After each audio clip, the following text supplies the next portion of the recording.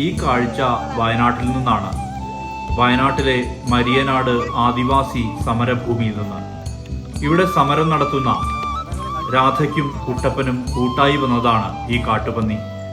കടുവ ഓടിക്കുന്നതിനിടെ തോട്ടത്തിലെ കുഴിയിൽ വീഴുമ്പോൾ ഇത് നന്നേ കുഞ്ഞായിരുന്നു. 1 വർഷം മുമ്പാണ് ഈ കാട്ടുപന്നിയെ ഇവർക്ക് കിട്ടിയത്. കളയാൻ തോന്നിയില്ല, വളർത്തി. വീട്ടിൽ ഇവർ കഴിക്കുന്ന ഭക്ഷണം നൽകി. 4 മക്കളുണ്ട് ഈ ദമ്പതികൾക്ക്. അവർക്കൊപ്പം കൂട്ടായി ഈ കാട്ടുപന്നിയും വളർന്നു. വളാഞ്ചേരി തടാകക്കരയിലാണ് ഈ കാഴ്ച കാണാൻ കഴിയുന്നത്.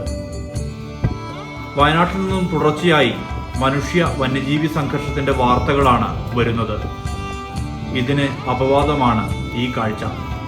ഇത് സ്നേഹത്തിന്റെ കാഴ്ചയാണ്. ഒരു തരത്തിലുള്ള കൃഷിനാശവും ഈ കാട്ടുപന്നി വരുത്തിവെക്കുന്നില്ല.